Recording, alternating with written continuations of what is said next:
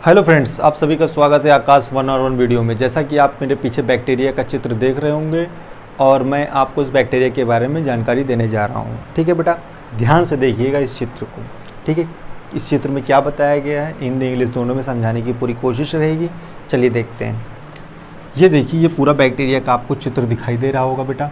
इसमें सबसे पहले मैं देखता हूँ गुणसूत्र को। गुणसूत्र का मतलब होता है आनुवांशिक लक्षण, जो एक स्थान से दूसरे स्थान पर पहुँचते हैं। जैसे माता पिता से हमारे अंदर पहुँच रहे, वैसे इनके कोई दूसरे गुणसूत्र होंगे जो इनके अंदर, ये देखिए यहाँ मौजूद हैं। ठीक है, उसके बाद आता है प्लास्मिड। ठीक है, ये प्लास्मिड है, कुछ संरचना होती है, इसके बारे में आगे पढ़ेंगे।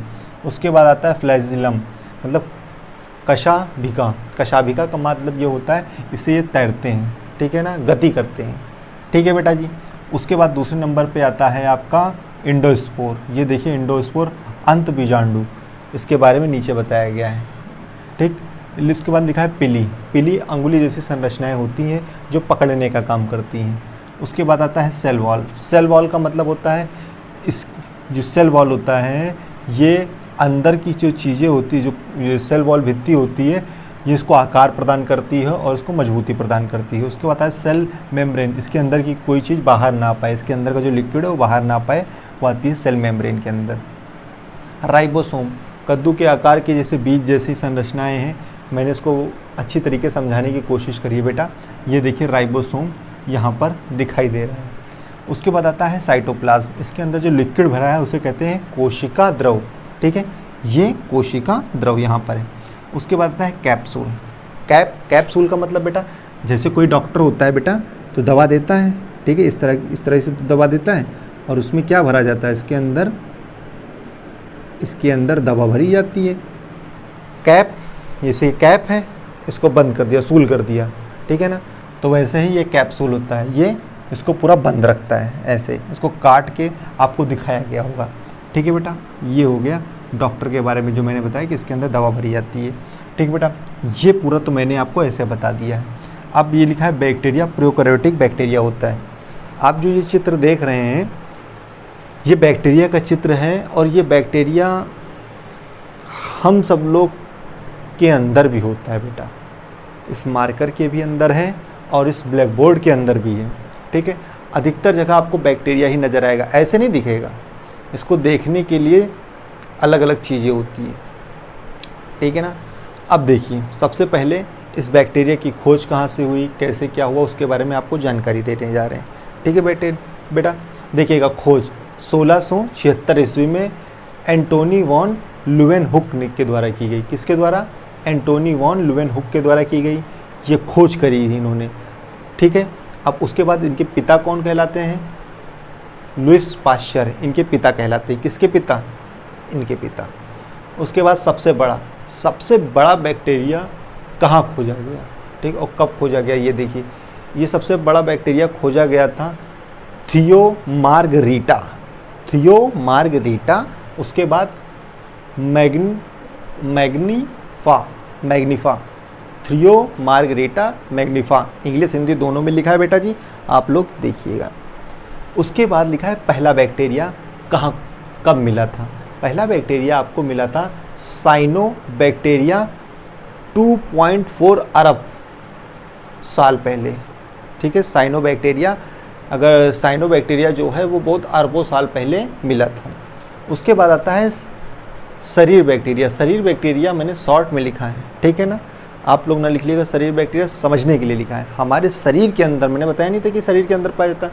आपको जानकर आश्चर्य होगा बेटा, आपको हो सकता है मेरी बात गलत लग रही हो, मगर ऐसा है, ठीक है ना। 100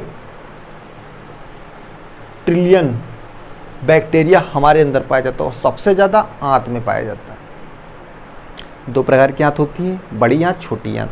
ठीक है, तो बेटा आंतों में बेटा ये पाया जाता है सबसे ज़्यादा। उसके बाद लिखा है आकार, मतलब इसका आकार कैसा होता है बैक्टीरिया का। ठीक है, पहले आकार के नाम बता देते, फिर छोटे छोटे फिगर आपको बना के बता देते हैं। लिखा है आकार 3 प्रकार के आकार वाले होते हैं। पहला होता है बैसिलस, छड़ के आकार का। दूसरा कोकस, गोले के आकार का। तीसरा स्पाइरिलम मतलब सर्पिला आकार का बेटा। ठीक है, देख लीजिए। पहला आपका क्षण के आकार का, क्षण का मतलब जैसे डंडी होती है, ये क्षण के आकार का इस तरह से होता है, ठीक है बेटा। दूसरा होता है गोले आकार का, और तीसरा सांप के आकार का, मान लीजिए ये सर्पिल आकार, ठीक है बेटा। तीनों हो गया, पहला, दूसरा और तीसरा। इतनी बात समझ में आ गई ना बेटा किस तरह के हैं। अब थोड़ा सा आगे देखते हैं,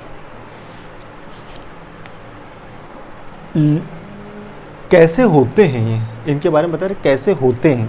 ऐसे होते हैं कि एकल कोशिका से मिलकर बने हो तो इसमें केंद्रक नहीं होता, मतलब इसमें सिंगल कोशिका होती है। केंद्रक इसमें कहीं दिख रहा है आपको? कहीं नहीं दिख रहा होगा। न्यूक्लियस आपको कहीं भी नहीं दिख रहा होगा। ये जितना भी है ना, ये सब तैर रहा है पानी में, किसमें? साइटोप्लाज्म में, ठीक है बेटा। उसके बाद कहाँ पाए जाते हैं? मार्कर में पाए जाते हैं, ब्लैक बोर्ड में पाए जाते हैं, ठीक है। हमारे वातावरण में पाए जाते हैं, हमारे शरीर के अंदर पाए जाते हैं, हवा में पाए जाते हैं, पानी में पाए जाते हैं, मिट्टी में पाए जाते हैं। ये बैक्टीरिया पाए जाते हैं। कुछ हानिकारक होते हैं, कुछ बहुत ज़्यादा हानिकारक होते हैं। इसीलिए मैं बच्चों को मना करता हूँ कि पेन को मुंह में नहीं डालना चाहिए, क्योंकि वे कई लोगों के हाथ में जाता है बेटा। इसलिए पेन को मुंह में नहीं डालना चाहिए, पेंसिल को भी नहीं डालना चाहिए, हाथ मुंह में तो डालना ही नहीं चाहिए। अगर कोई पेन को या पेंसिल को अपने मुंह में डाल रहे हैं तो इसका मतलब बैक्टीरिया आप अपने मुंह के अंदर प्रवेश करा रहे हैं जानबूझकर, ठीक है बेटा। अब आता है आपका रोग, मतलब रोग तो इससे कई हैं, मगर मैंने 2-3 रोगों के बारे में बता दिया है, वो कैसे फैलता है और कौन सा अंग इससे इफ़ेक्ट करता है उसके बारे में आपको जानकारी दिया हूँ बेटा। चलिए देखते हैं।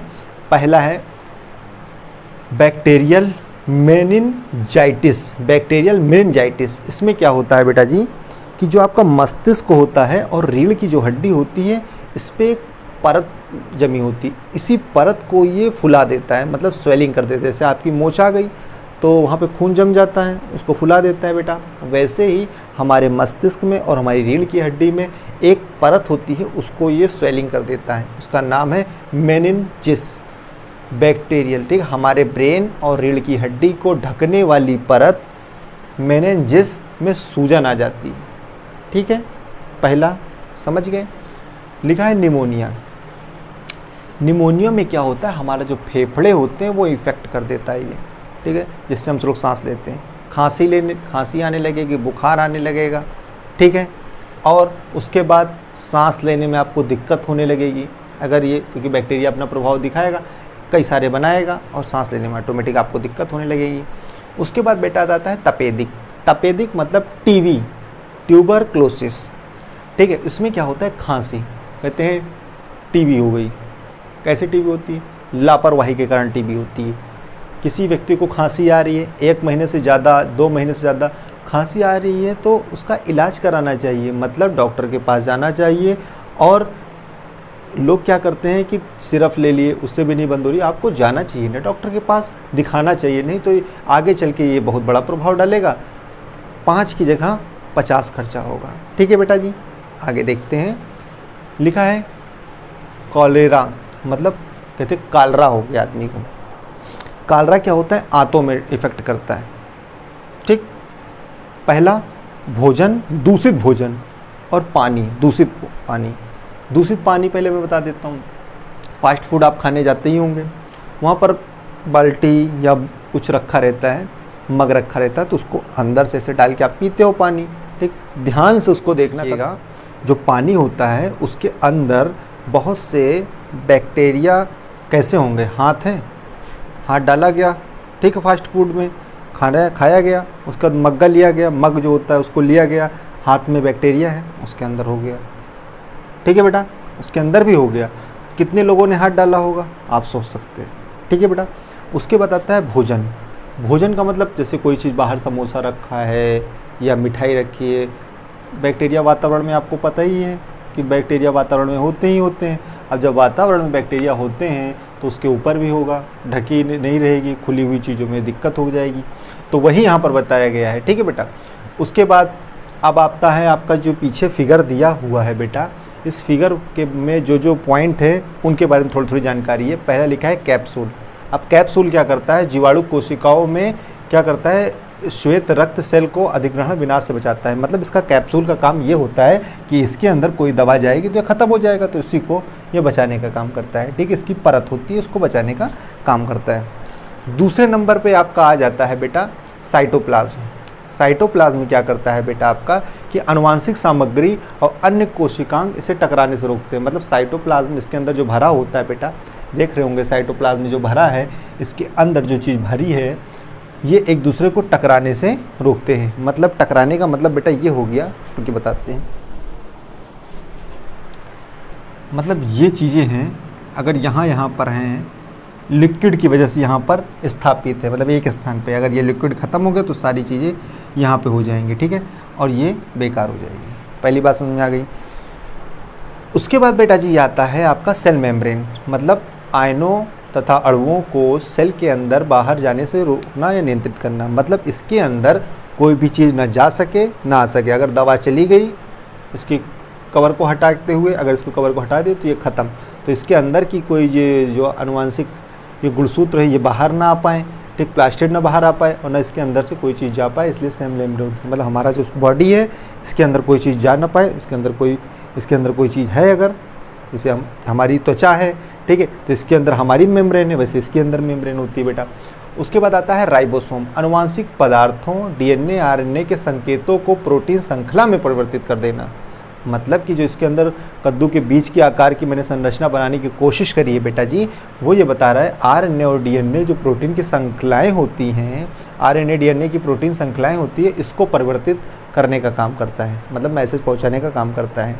ठीक है, उसके बाद आता है सेल वॉल। सेल वॉल समझ रहे हो, एक प्रकार से दीवार, ठीक, सुरक्षा प्रदान करना। इसमें लिखा है संरचनात्मक शक्ति और समर्थन प्रदान करना। इसको मैं अपने माध्यम से बताता हूँ। हमारी पसलियाँ हैं, पसलियों के अंदर हार्ट है, पहले फेफड़े फिर हार्ट है। अगर कोई व्यक्ति आपके पसलियों पे मारता है तो हार्ट और लंग्स दोनों, मतलब हृदय और फेफड़े दोनों की सेफ्टी होती है। अगर ये पसलियाँ ना होती तो अगर जितनी तेज़ धीरे से छूने पे इतनी तेज दर्द होने लगता है बेटा, तो अगर इस पर कोई चीज़ का वार होता तो कितना दर्द होता। तो जिस हिसाब से हमारी पसलियाँ हमारे फेफड़ों की सुरक्षा करती है, वैसे सेल वॉल इसकी सुरक्षा करती है। ठीक है, यही सेल वॉल टूट जाए, काम ओके हो जाए, मतलब ख़त्म हो जाए। ठीक है बेटा, तो ये सेल वॉल संरचनात्मक शक्ति और अब पिली क्या करती है, सतहों पर चिपक रहने में शामिल होते हैं, संक्रमण को बढ़ावा देती है। ये जो अंगुलियाँ जैसी, ये देखो पिली है, ये अंगुलियों जैसी संरचनाएं होती है बेटा, और अंगुलियों जैसी संरचनाएं होती है, ये पकड़ने का काम करती है। हमारे शरीर में जितनी ज़्यादा ये फैलेंगी, पकड़ती जाएंगी, जितनी अपनी संख्या बढ़ाती जाएंगी, क्योंकि इनके अंदर ये लगे होते हैं ना, पिली लगे होते हैं, और जब ये ऐसे से पकड़ते चले जाते हैं, बैक्टीरिया फैलता चला जाता है। ठीक है बेटा, उसके बाद आता है इंडोस्पोर। ये देखिए लिखा नहीं, इंडोस्पोर, ये अंतबीजाणु। ये क्या करता है बेटा, प्रतिकूल परिस्थिति में स्वयं को सिकोड़ के रखता है। मतलब प्रतिकूल परिस्थिति आएगी तो ये नॉर्मल रहेगा, ठीक है, इंतजार करेगा, अपनी क्रियाओं को धीरा कर देगा। जैसे छिपकली करती है, छिपकली ऐसे ही होता है, जब प्रतिकूल परिस्थिति तो सोती रहती है, और जैसे ही इसकी अनुकूल परिस्थिति आएगी अटैक फिर से करेगा। कौन, ये इंडोस्पोर। अब लिखा है प्लास्टिड, ऊपर लिखा है केंद्रीय डीएनए के अतिरिक्त कुछ अन्य गुणसूत्र संरचनाएं इसमें पाई जाती है। मतलब डीएनए के अलावा कुछ इस तरह की संरचनाएं पाई जाती हैं। अब देखिए बेटा, ये चित्र को बना के प्रैक्टिस करनी है, क्योंकि चित्र इंपॉर्टेंट होता है। 9th, 10th, 11th और 12th इन सभी में इससे सामना होगा ही होगा आपका।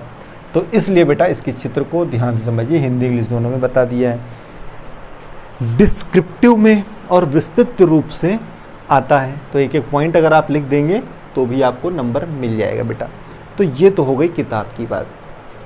इस चित्र को और इसको समझाने का मेरा मकसद ये था बेटा कि पढ़ाई के साथ साथ आपको ये पता रहे कि हाथ को सैनिटाइज करना है, धुलना है, ऐसे कहीं पर भोजन नहीं करना है। ये सब चीज़ें मैंने आपको क्यों थोड़ा सा डिटेल में बताने की कोशिश करी कि ऐसी गलतियां आप ना करें, हाथ को सैनिटाइज करें और अच्छी तरह से ये बैक्टीरिया आप अपने अंदर जानबूझ के ना लाएं। ठीक है बेटा। अब तीसरी बात, अगर आपको ये वीडियो, ये इमेज समझ में आई हो तो लाइक शेयर सब्सक्राइब करिएगा।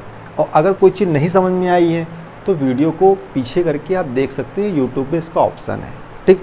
और फिर भी कोई दिक्कत है तो कमेंट बॉक्स आपके लिए खुला है, आप अपने क्वेश्चन करिएगा, मैं उसके आंसर आपको दे दूँगा। Okay friends, thank you friends.